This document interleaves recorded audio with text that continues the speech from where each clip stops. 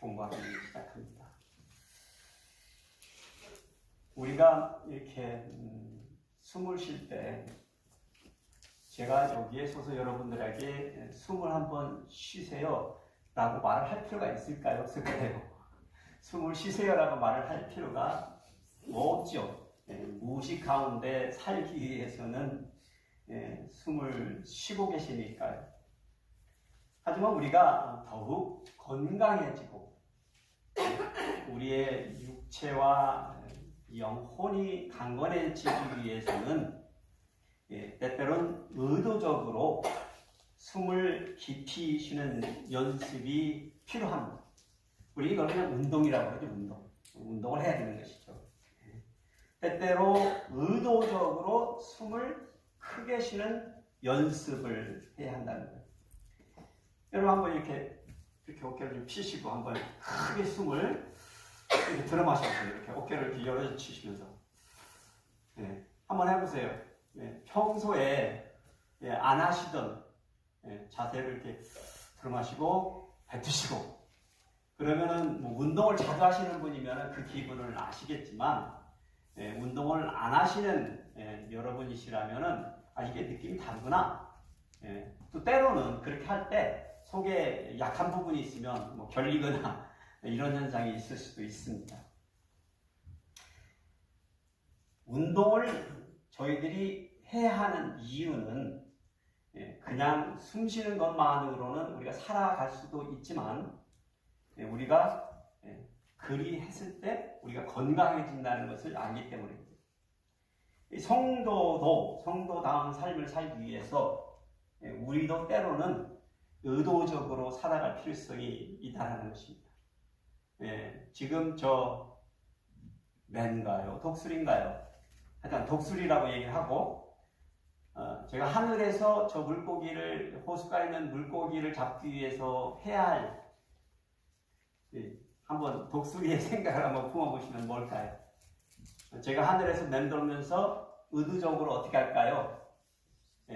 물 위에 떠오르는 그림자나 물고기의 모습을 찾아서 의도적으로 몰입해서 그가 사냥하려고 할 것입니다. 그래서 오늘 제가 설교 키워드를 의도적 몰입이라는 단어를 선택을 해봤어요. 원래는 그냥 의도적이라는 단어를 가지고 키워드로 정하려고 하다가 그 뜻을 찾다 보니까 요즘에 유행하는 저 단어가 떠오르더라고요. 몰입한다. 몰입해서 생각할 때 엄청난 일이 벌어진다는 어떤 그런 키워드, 한국에서 좀 이렇게 트렌드가 있는 단어더라고요. 그래서 의도적 몰입이라는 단어를 선택을 해봤습니다. 사람이 한 가지에 의도적으로 몰입할 때요, 어떤 현상이 벌어진다고 말하냐면 생존적이거나 창의적인 뇌활동이 활발해지면서 임무를 완성했을 때 아니면 인정을 받았을 때 생성되는 도파민, 아니면 통증을 억제하거나 희열감을 높여주는 엔돌핀, 아니면 행복감이나 기억력을 향상시켜주는 아난다마이드 같은 화학 물질들이 우리의 뇌 속에서 생성이 된대요. 그러면서 기억력도 올라가고 행복감도 증진이 된다는 거예요. 저는 사실 이러한 이론들에 대해서 접하기 전에 운동하시는 분들, 걸으시는 분들, 아니면 뛰시는 분들에게 제가 권면하는 게 있어요. 스마트폰을 보지 마라. 그리고 사실은 음악조차도 듣지 말아라고 해요. 왜냐면 제 경험으로는 운동의 효과가 떨어진다는 거예요. 내가 달릴 때 달린다는 생각을 하고 뛰어야 내 뇌에서, 내 몸에서 운동이 되지, 그냥 무의식 가운데 뛴다고 내 몸이 운동을 하는 게 아니라는 거예요. 그래서 여러분이 경험해 보신 바가 뭐가 있냐면, 육체 노동을 하실 때 하루 종일 육체 노동을 하면 그게 내 몸에 건강이 되어서 돌아와야 되는데 어떻게 되죠? 갈수록 몸이 피곤하고 아프고 이런 현상이 벌어져요. 같은 움직이는데도. 왜요? 의도적 몰입이 빠져서 그런 거예요. 내가 이걸 건강을 위해서 하는 것이라고 생각하지 않고 먹고 살기 위해서 이 짓을 한다는 생각을 하기 때문에 그것이 절대 내게 운동이 되지 않는다는 거예요. 그래서 의도적 몰입. 그래서 오늘 저희들 성도의 삶에 있어서도 그냥 오고 가고 하는 것만으로 우리가 성도의 삶을 제대로 살아낼 수 없다라는 것을 오늘의 본문의 말씀, 베드로전서 1장의 말씀을 가지고 공부를 해보려고 합니다. 그래서 우리가 원하는 삶, 우리가 원하는 삶, 그리고 하나님이 기뻐하는 삶을 만들어가기 위해서는 그곳에는 의지와 뜻이 필요하다는 것입니다. 제 설교 제목은 너희는 뜨겁게 사랑하라라는 한편의 타이틀을 잡았지만 사실은 전체적인 이야기로는 그것보다도 더 미셔널 라이프라고 보시면 제가 시리즈를 처음에 이렇게 잡았는데 바꿨어요. 제가 주부에는 안 바꿔놨는데 제가 제 마음속에서 내용으로는 그냥 시리즈로는 나그네드라라고 이렇게 정했습니다. 그래서 나그네드라라는 시리즈로 오늘 말씀을 공부해보려고 합니다. 베드로전서 1장 전체지만 6절에서 22절을 한번 교독해 보시겠습니다. 나는 살면서 뜨겁게 사랑해 본 적이 있다 하시는 분들이 먼저 읽으시고요. 그리고 다음 분들이 다음 구절을 교독하시겠습니다. 시작. 그러므로 너희가 이제 여러 가지 시험으로 말미암아 잠깐 근심하게 되지 않을 수 없으나 오히려 크게 기뻐하는도다. 너희 믿음의 확실함은 불로 연단하여도 없어질 금보다 더 귀하여 예수 그리스도께서 나타나실 때에 칭찬과 영광과 존귀를 얻게 할 것이니라. 예수를 너희가 보지 못하였으나 사랑하는도다. 이제도 보지 못하나 믿고 말할 수 없는 영광스러운 즐거움으로 기뻐하니 믿음의 결국 곧 영혼의 구원을 받음이라. 이 구원에 대하여는 너희에게 임할 은혜를 예하나던 선지자들이 연구하고 부지런히 살펴서 자기 속에 계신 그리스도의 영이 그 받으실 고난과 후에 받으실 영광을 미리 증언하여 누구를 또는 어떠한 때를 지시하시는지 상고하니라. 이 섬긴 바가 자기를 위한 것이 아니요 너희를 위한 것임이 계시로 알게 되었으니 이것은 하늘로부터 보내신 성령을 힘입어 복음을 전하는 자들로 이제 너희에게 알린 것이요 천사들도 살펴보기를 원하는 것이니라.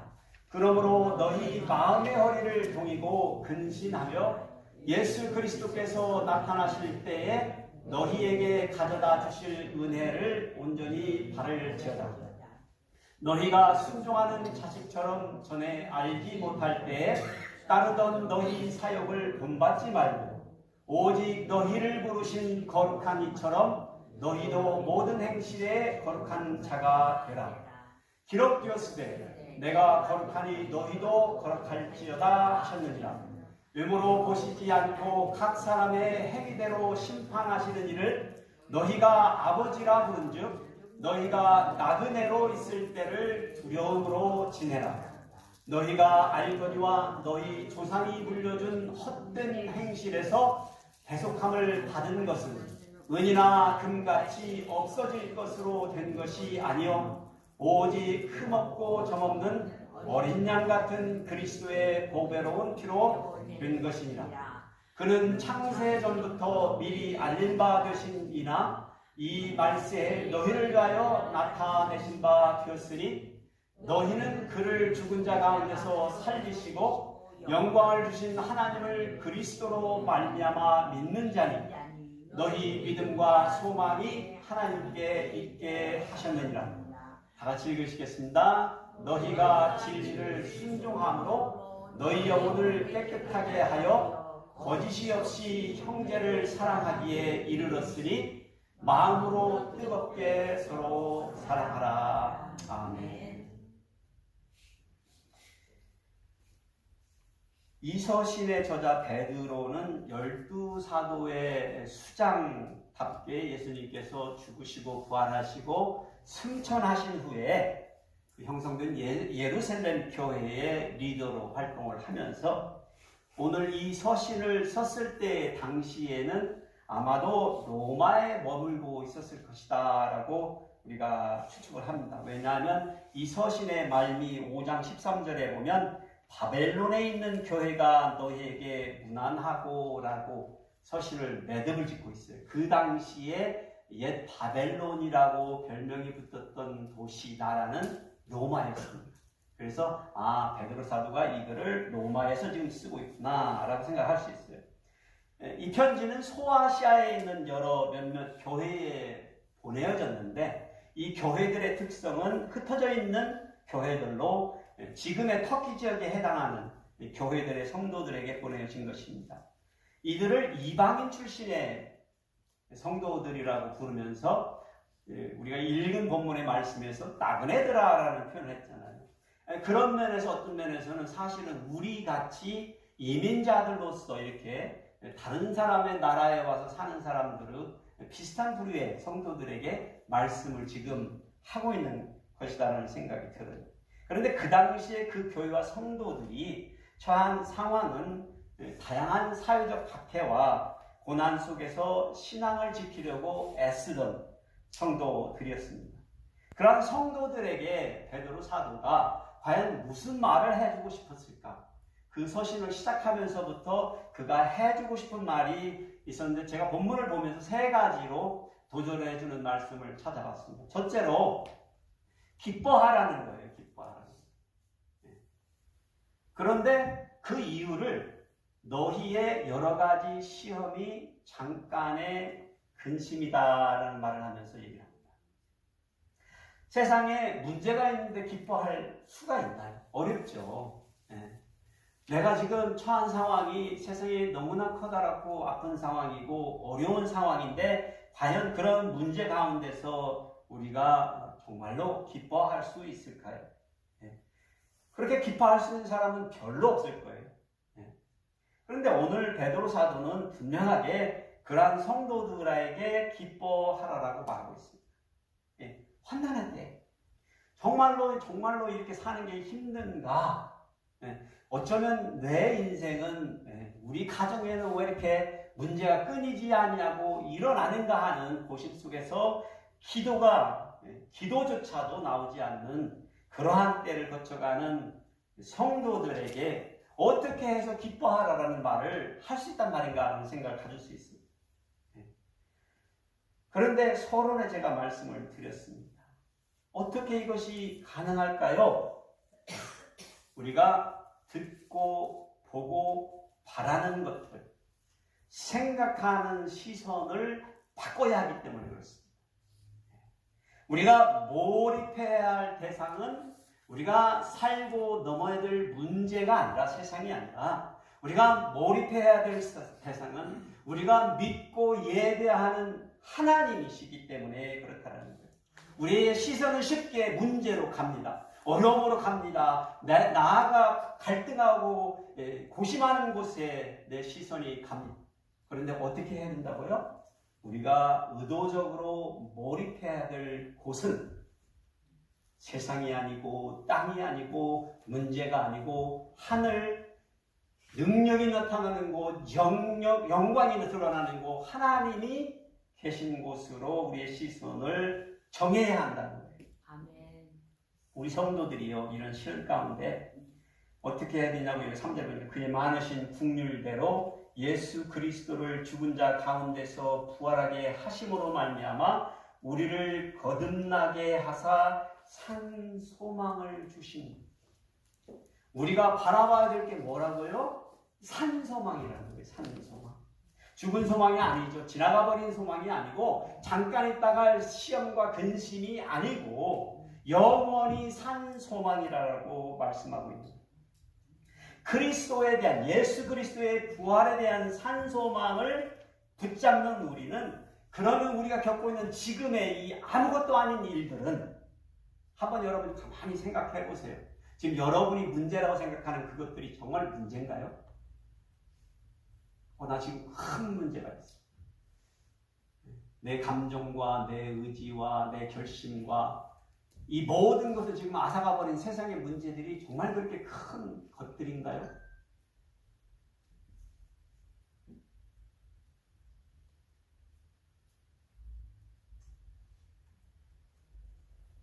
말세의 때처럼 고난과 핍박이 휘몰아쳐도 하나님께서 주시는 능력으로 믿음을 지켜내는 성도들을 위하여 하늘에 준비되어 있는 유업을 생각하는 영원한 것.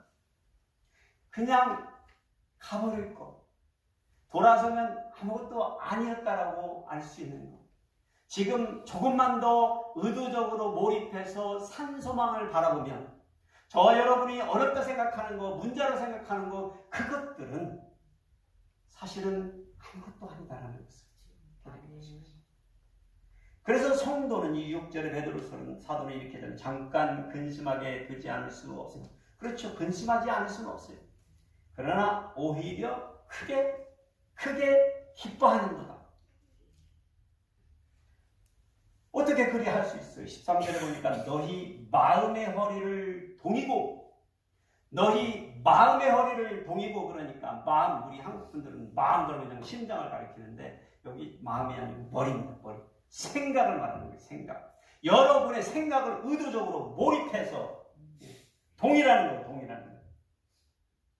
근신한 생각할 어디에요? 예수 그리스도께서 나타나실 때에 여러분 너희에게 가져다 주실 은혜를 온전히 바라 소망하여. 어떻게 가능하다고요? 의도적으로 어디에 몰입하라고요? 주님 재림하실 때 우리에게 주실 그 산소망에 몰입하라. 우리의 생각의 허리를 동이고. 그렇지 않냐면 우리의 시선은 그냥 세상으로 갈 수밖에 없습니다. 여기를 봐도 문제요, 저기를 봐도 문제요. 결국은 그것들에 대한 이야기와 그것들에 대한 생각과 그것들에 대한 근심, 걱정, 염려로밖에 여러분의 인생이 점철될 수밖에 없다는 거예요. 도움이 안 된다는 거예요. 무엇을 붙들라고요? 우리의 생각을 의도적으로 어디에 몰입하라고요? 산소망, 예수 그리스도의 부활의 산소망. 이것이 우리의 마음에, 우리의 생각의 중심에 두어야 할 것입니다. 그리할 때 우리가 직면한 오늘 너무나 태산 같은 이 도전들, 시험 속에서도 흔들리지 않을 뿐만 아니라 도리어 환난 중에도 기뻐할 수 있다.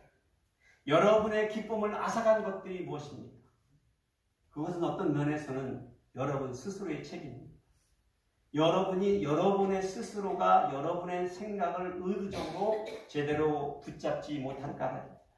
제가 만일에 혼란스럽다면 내 생각을 의도적으로 예수 그리스도의 부활의 산소망에 붙잡지 못해. 우리가 겪고 있는 모든 어려움과 문제보다 더 크고 위대하신 분이 예수님이시고 우리를 위하여 죽으시고 부활하시고 승천하셔서 다시 오리라고 약속해 주신 하나님. 그분의 능력을 믿고 소망하고 고난을 기뻐하는 데까지 참 어려운 도전이에요. 그런데 하나님의 말씀이니까 여러분들에게 선포해야 됩니다. 여러분의 고난을 기뻐하는 데까지 저와 여러분 영적인 성장을 이뤄가실 수 있는 축복이 임하기를 간구합니다. 두 번째로 베드로 사도가 그들에게 해주고 싶었던 말은 거룩하라. 그러면서 말하는 게 너희의 대속함은 사라지지 않는 어린 양의 피로 된 것이다라는 말을 합니다. 오직 너희를 부르신 거룩한 이처럼 너희도 모든 행실에 거룩한 자가 되라. 15절입니다. 이 불가능할 것 같은 하나님의 명령, 그렇죠? 제 생각에는 불가능합니다. 우리가 날마다 어떻게 거룩하게 살 수 있단 말이에요. 돌아서면 넘어지고 돌아서면 누군가와 갈등하고 있는데 어떻게 거룩한 인생을 살 수 있단 말이에요. 또 스스로의 생각 가운데에서도 내 생각도 부평초처럼 어떨 땐 이러고 어떨 땐 이러는데 내 하나의 마음 하나도 붙잡고 못하고 사는 이 세상에서 어떻게 거룩한 삶을 살 수 있단 말이에요. 불가능할 거예요. 그런데 여기에서 쓰인 거룩이라는 단어를 우리 한국 성도들은 굉장히 오래전부터 오해해 왔어요. 이것을 마치 좋은 일, 선한 일, 착한 일, 깨끗한 일을 항상 생각하는 그런 거룩이라는 뜻으로 번역해 버리기 때문에 그렇습니다. 그런데 이 단어는 하기오스라는 단어로 그 어원이 하조마이라는 이제 헬라어잖아요. 두려워한다라는 어간의 뜻을 가지고 있는 거예요. 두려워한다. 두려워한다. 또 히브리적 어원으로는 구별하다라는 뜻이에요. 그러니까 거룩은 무엇을 금하거나 뭐 행하지 않기 때문에 뭐 어떻게 내가 거룩해지는 어떤 그런 것을 말하는 게 아니고 내가 생각하는 어떤 상대에 대한 뭘 갖는 거라고요? 경외심을 갖는 거라는 거예요. 경외심. 여러분 이제 그 거룩이 가능할까요? 가능할까요? 이제는 가능해집니다. 나보다 위대하시고 크신 하나님을 경외함이란 어렵지 않습니다. 그분이 그냥 누군지만 알면 가능해집니다. 그게 안 할 수가 없어. 그 하나님을 만나본 사람이 경외하지 않는다는 건 있을 수 없는 일이에요. 나보다 크고 위대하신 그 하나님을 두려워하지 않는 인간이 이 땅에 있을까요? 그럼 아직 덜 산 거지, 인생을. 그 두려움이 없다면. 그게 거룩이라는 거예요. 내 뜻대로 이 세상에서 인생을 살아봤는데 내가 생각하는 그 태산 같은 문제들과 그 갈등의 고난 모든 것들이 그렇게 크던가요? 아니요. 아무것도 아니에요. 그것들 모든 걸 다 합친 것보다 더 크고 위대하신 하나님 생각하면 우리는 거룩해질 수밖에 없습니다.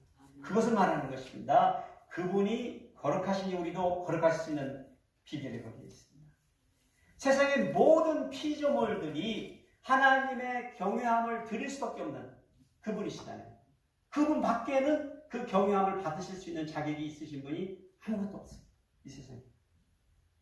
그분께서 어린 양의 피로 우리를 거룩하게 해주셨다. 그러니까 우리의 성도의 거룩은 어디에서 오나요? 내가 잘나서, 내가 믿음이 좋아서, 내 행실이 깨끗해서, 내가 의로워서요?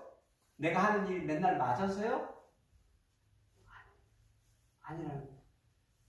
성도들은 날마다 주님 때문에 내가 그래도 이 모양으로 이렇게라도 산다는 거예요. 이렇게라도 산다는 거예요. 네. 하나님이 설마 저와 여러분이 어떤 존재라는 걸 모르실까요? 네. 다 고만고만 부족투성인데 거기에서 완전을 바라실 하나님이 아니셔요. 그래서 하나님께서 어린 양의 붉은 피로 보배로운 피로 우리의 죄값과 연약함과 흠집을 다 덮어주신 거예요. 보이지 않게. 그게 거룩의 옷으로 우리를 입혀주셨다는 표현이에요. 우리 속에서 찾으려는 거룩은요. 그래서 완전히 아닙니다. 여러분이나 제가 죽었다 깨어나도 그 완전한 거룩, 여러분이 생각하는 그 완전한 사람 만나실 수 없습니다. 포기하십시오. 완전한 사람 못 만나십니다. 완전한 집사도 없고 권사도 없고 목사도 없고 장로도 없고 아무도 없어요. 남편도 없고 아내도 없고 자식도 없고 다 그냥 흠집투성인 사람들이 함께 모여서 사는 세상일 뿐입니다. 그래서 우리에게는 주님이 필요하다는 거죠. 완전하시고 흠 없으시고 점이 없으시고 죄가 없으신데 그러함에도 불구하고 우리를 위해 대신 죽으실 수 있는 어린 양 예수 그리스도를 주셨다라는 거잖아요. 그 하나님께서 17절에 외모로 보시지 않고 각 사람의 행위대로 심판하시는 이를 너희가 아버지라 부른즉 너희가 나그네로 있을 때를 두려움으로 지내라. 그러니까 두려움으로 지내라는 말이 막 무서워서 떨고 막 그렇게 하라는 말처럼 들렸죠? 그리고 지금 이 말이 어떻게 들리나요? 앞에서 얘기했잖아요. 거룩하게 살라. 거룩하게 살라. 너보다 크신 이를 경외함으로 살라는 거예요. 예? 나보다 크시고 위대하신 하나님을 경외하면서 살자요. 하나님은 외모를 보시지 않는데 여기가 굉장히 오해 구절이 될 수 있어요. 외모로 보시지 않는다고 딱 그래놓고는 각 사람의 행위대로 심판하시는 이라고 얘기를 하시네요. 외모로 보시는 거하고 행위대로 보는 같은 얘기 아닌가요? 우리 사람의 표현으로 보면. 그런데 그게 아니죠. 하나님이 이걸 한국말로 번역을 이렇게 해서 그래요. 영어로 이렇게 since you call on Father who judges each person's work impartially 이렇게 번역이 되어 있어요. 그러니까 사람의 중심을 아시는 하나님이라는 말을 이렇게 번역을 조금 오해스럽게 해놓은 거예요. 마치 그래가지고 우리의 행위가 거룩해지는 것처럼 그렇게 우리가 들리게끔 이 번역이 되어버렸어요. 근데 영어 성경만 읽어도 그 느낌이 없어집니다. 원어적으로는 우리의 중심, 총체적인 인간을 들여다보시는 하나님을 어떻게 하라고요? 두려워하라. 그러니까 우리가 어떻게 내 의모로 나를 옷으로 가리든 뭐든 뭐 체면으로 가리든 뭐 외식으로 가리든 아무 의미가 없다는 거예요. 하나님은 아신다는 거예요. 그 행실의 참과 거짓을 아신다는 거예요. 그 행실의 진리와 불의를 아신다는 거예요. 그래서 뭐라고 하시는 거예요? 두려움으로 진다. 그러니까 거룩하게 살라. Be holy라는 말과 같은 메시지를 하고 계신 거예요. 그런데 이렇게 해야 되는 이유가 뭐예요? 하나님의 구원 계획이 얼마나 소중한지를 알면 그리 할 수 있다는 거예요. 보세요. 우리의 구속은요, 헛된 은과 금으로 이루어진 것이 아니다라고 했어요. 여러분 사실 굉장히 재밌는 표현이에요. 은과 금은 헛된 것이 아닙니다. 우리가 사는 이 세상에서는. 저와 여러분에게 적어도 이건 소중한 거예요. 그렇잖아요. 늘상 그렇게 우리 살고 있잖아요. 매일같이 그것을 위해서 더 없어서 안 다니잖아요. 네? 근데 분명하게 오늘 베드로 사도는 여기에서 그 은과 금을 헛된 것이라고 표현을 하면서 우리에게 주어진 그 헛되지 아니하는 것이 무엇인지를 얘기해요. 어린 양 예수 그리스도 창조 이전부터 계셨고 마지막 날에 우리 성도들과 교회를 위하여 다시 오실 이 위대하신 흠없고 깨끗한 피로 이루어진 이 세상에서는 살 수도 없고 그 가치를 계산할 수도 없는 귀중한 것, 보혈의 피.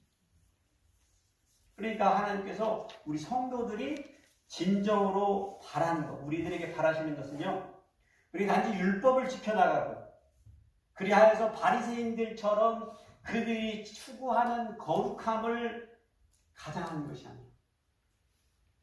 우리의 불완전하고 잘못된 죄성을 인정하고 주님께 나와 자백하는 죄인의 거룩함을 추구한다.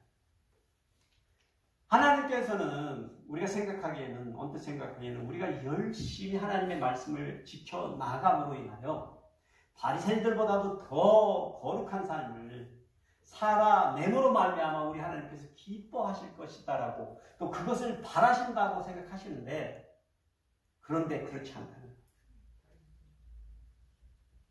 하나님, 주님, 저는 여기 있을 존재가 못 됩니다. 나는 예배당에 갈 자격이 없는 사람입니다. 나 같은 더러운 놈이 어떻게 교회라는 성스러운 곳에 갈 수 있습니까? 라는 생각을 갖는 사람들. 그 무리의 성스러운 성도의 그룹에 들어갈 수 없는 자들이라고 스스로 생각하는 죄인들이. 그래서 주님이 그들에게 간 거잖아요. 그렇죠? 그렇잖아요. 주님이 가두시지 않았으면 그들이 주님을 만날 수 없는 자들이었잖아요. 하나님께서 우리 성도들에게 바라는 바가 바로 그러한 거룩이라는 거예요. 우리가 의도적으로 몰입해서 추구해야 할 것이 바로 이 거룩이죠. 하나님에 대한 경외심을 회복해야 합니다. 저와 여러분. 하나님에 대한 무서움을, 두려움을 저와 여러분은 가지셔야 합니다. 아멘. 정말로 여러분이 믿는 사람이라면 우리가 믿는 하나님이 어떤 분이신지를 아셔야 합니다. 그것이 우리가 거룩함을 추구하는 거예요. 두려워하라. 우리가 의도적으로 생각하지 않으면 우리가 두려워하는 것은 세상 것일 수밖에 없습니다. 왜냐하면 세상이 끊임없이 우리에게 환난을 주고 고난을 주고 아픔을 주고 걱정을 주고 슬픔을 주기 때문에 그렇습니다. 그러니까 이 세상 것들이 커 보이는 거죠. 모든 것이. 근데 하나님이 예수 그리스도의 산소봉을 통하여 우리에게 주시는 것은 이런 것들은 잠깐이라는 거예요. 그렇잖아요. 영원한 것은 온전한 거죠. 오늘 하나님의 경외함을 우리가 두려워하는 이유는 그 하나님께서 우리에게 우리의 문제, 가장 큰 문제, 우리의 죄의 문제, 우리가 해결할 수 없는 문제를 해결해 주셨음으로 말미암아 그분을 두려워하는 거예요. 이 세상에서 누가 우리의 죄를 해결하실 수 있어요? 아무도 없어요. 사람들이 만들어낸 많은 우상들이 숨도 쉬지 않고 말도 못하고 걷지도 못하는 우상, 그것들이 할 수 있는 일들이 아니에요. 오직 우리 하나님 한 분만이 하실 수 있는 이 일을 해주셨잖아요. 독생자 예수 그리스도입니다. 아멘. 그러니 그 하나님을 두려워하자. 거룩하게 살자라고 말씀하고 있는 것입니다. 여러분, 우리가 구원받기 전에 사로잡혔던 인간의 육체적인 욕망, 사욕을 더 이상 따르지 않는 방법은 하나님을 경외하는 방법밖에 없습니다. 거룩하게 사는 방법밖에 없습니다. 두려움으로 사는 방법밖에 없습니다. 고난과 환난 속에서도 이러한 어려움들을 이겨낼 수 있는 것은 그리할 때 저희에게 주어집니다. 저와 여러분은 지금 오늘 이 말씀이 주시는 그런 거룩한 성도, 우리가 생각하는 이렇게 잘 살면, 이렇게 잘 행동하면 거룩할지라 하는 술과 담배를 안 먹으면 거룩한 성도, 천천만의 말씀. 여러분의 입술을 통하여 나왔던 수많은 것들과 잘못된 말들은요, 그런 것들 수천 배보다도 더 큰 죄예요, 하나님 앞에. 그렇잖아요. 알고 있잖아요, 우리는. 그래서 우리는 거룩함과 경외함으로 인하여 우리들 스스로가 제대로 된 거룩함을 찾아가려고 하는 성도, 저와 여러분이 되시길 축복합니다. 세 번째로는요, 사랑하라 라고 말하고 있습니다.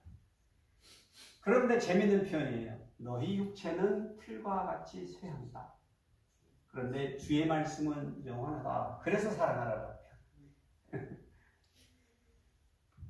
인생이 짧은데 사랑하라는 거예요. 사랑하기도 바쁜데 왜 근심 걱정하냐는 거예요. 그냥 쉽게 표현해요. 주의 말씀은 영원한데 저와 여러분의 말은 그냥 떠도는 허공에 떠는 말이라는 거예요. 너희가 진리를 순종함으로 너희 영혼을 깨끗하게 하여 거짓이 없이 형제 사랑하기에 이르렀으니 마음으로 뜨겁게 서로 사랑하라. 22절입니다. 이 말씀은요, 우리의 영혼이 진리에 순종할 때 우리가 깨끗해진다는 거예요. 어떤 사람들의 말을 들을 때 깨끗해지는 게 아니라 우리가 하나님의 말씀, 진리의 말씀에 순종할 때 우리가 깨끗해진다는 거예요. 정직해진다는 표현이에요. 그렇게 되어질 때 비로소 우리가 누군가를 정직하게 사랑할 수 있게 된다. 아멘. 여러분, 우리는 보통 사랑할 수 있는 사람을 사랑하거든요. 그리고 나를 좋아하고 사랑해 주는 사람을 사랑합니다. 이게 우리들입니다. 그래서 우리는 보편적으로 사랑받을 자격이 있는 사람들만 사랑하는 것이 우리의 경향입니다. 당연한 사랑이죠. 그러한 사랑을 안 하는 사람은 사실은 아무도 없습니다. 성도도 마찬가지요, 세상 것들도 마찬가지입니다. 그런데 성도는 지금 여기에서 뜨겁게 사랑하라 하는 표현이 내 옆에 있는 형제들아, 여기에 번역이 또 잘못되어 있어요. 이거 설명을 드려야 돼요. 여기 보니까 깨끗하게 하여 거짓이 없이 형제를 사랑하기에 이르렀으니 마음에 뜨겁게 서로 사랑하라. 그러니까 이게 교회에 앉아있는 우리 성도들이 우리 교인들끼리 사랑하라는 말이구나, 열심히 우리 성도들끼리 사랑하라는 말이구나, 이것도 쉬운 말은 아니지만 사실은 그런 표현도 아니라는 거예요. 사실 이 형제를 사랑하기에라는 표현은 한 단어예요. 필라델피아라는 단어예요. brotherly love라는 표현이에요. brotherly love, 한 단어. 형제를 사랑하는 것 같은 사람. 무슨 표현이죠? 저 사람이 내 형제가 아닌데 형제같이 사랑하는 표현이에요. 저 사람이 길거리에 불량자인데 형제처럼 사랑하는 표현이에요. 형제를 사랑하는 표현이 아니라 저 사람, 내 사랑을 받을 자격이 없는 저 사람을 어떻게 사랑하라고요? 내 피부같이 같이 사랑하라는 거예요. 그런데 어떻게 이게 가능해질까요? 우리는 내 피부치 하나 사랑하는 것도 힘든 세상 우리 살고 있죠, 여러분. 안 그런가요? 네? 내 자식 하나 사랑하는 것도 힘든 세상 살고 있잖아요. 너무 어렵잖아요. 그러니 식구들끼리 서로 싸우고 난리고 별짓 다 벌어지잖아요. 안 보고 사는 식구들이 태반이에요. 차라리 남보다도 못하다니까. 우리 집만 그러나? 우리 집은 사실 그렇지도 않아요. 왜요? 우리가 서로 사랑하라는 이 말씀을 우리가 의도적으로 몰입해서 생각하지 않고 있기 때문에. 내가 사랑하지 못할 그 사람으로 내가 사랑하기에는 너무 모르는 그 사람도 나 같은 사람에게서 저 사람이 사랑받을 자격이 없음에도 어떻게 사랑하라고요? 뜨겁게 사랑. 뜨겁게. 뭐 뜨겁게 사랑하라 그러니까 막 여러분은 옛날에 막 연애 시절에 막 뜨겁게 사랑하는 그런 뜨거운 사랑을 생각하시겠지만 사실 이것도 사실은 한국말로는 약간 번역이 애매모호하게 된 거예요. 어떻게 사랑하는 표현이냐면 힘써서 노력해서 의도적으로. 왜냐면 그냥은 안 되니까. 안 되는 문제라니까요, 여러분. 살던 대로 그냥 살아서는. 그냥 생각대로 살아서는 안 된다. 깊게 의도적으로 몰입해서 힘써서 강렬하게 열심히 fervently 해야 한다. 예수님의 사랑은 그런 사랑이셨다. 그냥 되는 대로 하신 게 아니고요. 의도적으로 죄인된 인간들을 향한 사랑을 품으시고 그것을 위하여 죽으시고 이 땅에 오셔서 죽으시고 부활하신다. 그 주님의 사랑이 우리가 본받아야 될 사랑입니다. 주님은요, 자신의 죽음과 생명을 통하여 희생을 통하여 생명까지 내어주는 그런 사랑을 해주셨잖아요. 근데 그게 말이 안 되는 거거든요, 사실은. 말이 안 돼요. 그래서 칼비니즘에 보면 주님이 죽으신 사람들이 어떤 사람이냐면 하나님이 예정하신 사람들, 복음을 받아들인 사람들, 믿는 사람들만을 위해서 보혈을 흘렸다고 그렇게 해석을 하시는 분들이 있어요. 뭐 그분들의 의견이 그래요. 근데 저는 절대 반대입니다. 우리 하나님까지도, 우리 주님까지도 편갈라가지고 내 말 듣는 놈만 사랑하시고 구원해 주시겠다고 그랬다고 피를 흘렸다면 저는 안 믿겠어요. 그 주님은 안 믿어. 그 짓은 내가 하는 짓인데, 여러분과 제가 하는 짓인데 우리 주님까지도 그러신다면, 우리 하나님까지도 우리 인간을 위해 그렇게 하신다면 난 그 하나님 안 믿어요. 안 믿어. 비록 그들이 안 받아들여도 그들이 받아들일 수 있도록 그 피를 흘려서 세상에 있는 모든 죄인들을 위하여 흘리셨다는 거예요. 그게 브라더리 러브. 죄인이지만 내 형제처럼 죽어주신 거잖아요. 믿어도 안 믿어도. 여러분, 저는 구제사 학할 때 한 가지 철학이 있습니다. 그 사람이 나의 구제를 받고 그 구제 받은 것을 어떻게 쓰고 말고는 내 소관이 아니라는 거예요. 많은 분들이 그래요. 내가 줬는데 뭐. 저도 그런 경험을 한 적이 있어요. 딱 줬더니 바로 세이프에 겨들어가가지고 맥주 탁 사가지고 나온 거예요. 기분이 확 상하더라고요. 그런데 깨달았어요. 나는 내가 할 일을 하는 거고 저 사람은 저가 살아야 될 인생을 자기 판단 가운데서 살아가는 거예요. 내가 어떻게 그걸 할 수가 없어요. 그걸 계산하니까 안 도와줘? 말이 안 되는 소리라는 거예요. 만약 주님이 그런 계산을 하셨다면 여러분과 제가 구원을 받으셨을까요? 없었다고 저는 생각합니다. 불가능한 일인데요. 저 같은 사람을 위해서요? 천천히. 여러분 같은 사람들을 위해서요? 모르죠. 그런데 주님은 모든 사람들을 위해 그렇게 우리도 브라더리 러브로 뜨겁게 사랑하는 데까지 성장해 가잖아요. 내 새끼만 귀한 게 아니고 내 교회만 귀한 게 아니고 여러분들이 저와 함께 지금 3년째 사역을 하면서 지금 백 목사가 이렇게 얘기하는 걸 이해하지 못하면 정말 여러분들이 이해하지 못하고 있습니다. 여러분들이 저를 이 교회에 데리고 왔으니까 백 목사는 이 교회의 목사라 생각합니다. 저는 이 교회의 담임이지만 제가 이 교회만을 위해서 살고 있다는 생각을 전혀 가져보지 않습니다. 제가 이 교회만을 위해서 사는 목사라고 여러분이 생각하신다면 그냥 그래요. 그냥 큰 오산하십니다. 저는 어느 한 교회를 위해서 제 생명을 헌신한 게 아니에요.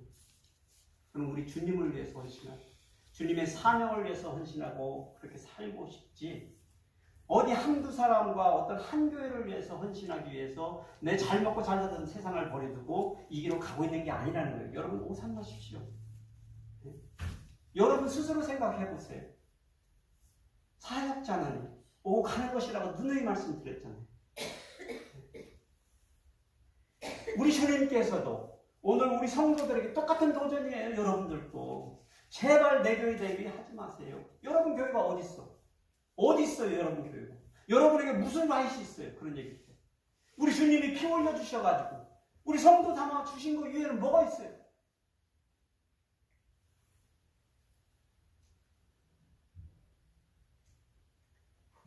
우리는 예수 그리스도의 부활이 주는 변함없는 산소망 속에서요. 우리가 겪어나가는 고난과 역경의 상황 가운데서요. 서로를 뜨겁게 거룩한 삶을 살아가는 의도적으로 살아가야 돼요. 그래서 미셔널 라이프라는 표현을 요즘 쓰고 있어요. 우리는 선교를 가는 라이프다라는 뜻이 아니고 미셔널 라이프라는 표현은 지금 내가 있는 이 삶 속에서 사는 것 자체가 미션이에요. 미셔널 라이프. 선교 언제 가나 그런 생각이 아니고 지금 내가 사는 거 오늘 아침에 일어나가지고 내가 어떻게 말과 행동하는 그 자체가 선교의 시작이고 끝이라는 거예요. 그 미셔널 라이프를 우리가 의도적으로 적극적으로 살아내야 돼요. 내가 교회 오면서 미소를 짓고 오는 이것이 얼마나 세상을 향하여 큰 영향력을 펼치는지. 제가 동영상 하나를 어제 밤에 봤는데 어떤 남편이 강아지 동영상을 하나 올렸더라고요. 근데 그 댓글에 뭐가 써있고 우리 강아지가 우리 와이프를 닮아가고 있어요 라고 하면서 동영상을 올렸더라고요. 근데 강아지가 이렇게 씩 지나가면서 그 이제 카메라맨이지 남편이겠죠. 이렇게 실컷 쳐다보는데 그 표정이 너무 웃은 거예요. 예, 와이프가 화나가지고 남편을 바라보는 표정을 그대로 그 강아지가 찍고 있는 거예요. 우리가 어떻게 이 세상을 뜨겁게 사랑하며 살고 있는가는 그냥 나 혼자만의 일이 아니라 굉장히 중요한 거예요. 뭐 거룩하게 사는 일, 의도적으로 그렇게 거룩하게 하나님을 경외하며 사는 필요하죠. 그런데 사랑하는 것이 허다한 것을 다 덮는다 그랬잖아요. 결국은 그래서 제가 이 세 번째 걸로 설교 제목을 잡은 것이죠. 기쁨을 잃지 말아야 합니다. 여러분의 웃는 얼굴은 100만 불짜리 선교 도구입니다. 사용이 가지고 다니실 필요 없어요. 예, 그냥 웃고 다니세요. 그러면 돼요. 예. 거룩한 삶, 담배 피지 마, 피우는 뭐라고 하지도 마세요. 그들의 소관이 그냥 본인 스스로 하나님을 향하여 경외함을 가지십시오. 아멘. 그리고 내가 사랑하지 않아도 될 사람을 열정적으로 뜨겁게 사랑하십시오. 이러한 원칙들이 우리 삶 가운데 심어지고 우리가 의도적으로 그렇게 행동하고 살려고 하면 주님께서 기뻐하시는 삶.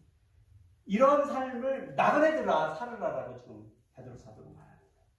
우리가 나그네처럼 이 땅에서 사는데 사실 우리 죽을 때도 나그네들처럼 죽어갈 것입니다.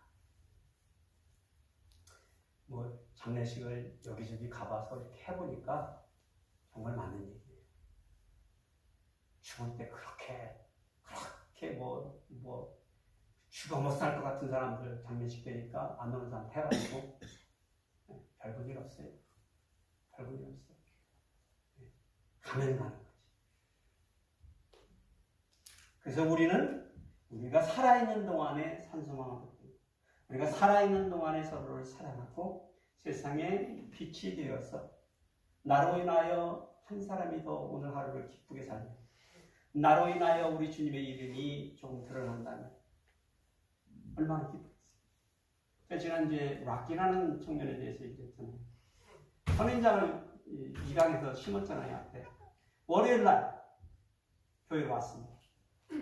그렇지. 저라도 그런 생각 했을 거 아니에요. 내 선인장을 가져갔는데 이놈이 갔다가 제대로 어떻게 심었나 궁금할 거 아니에요.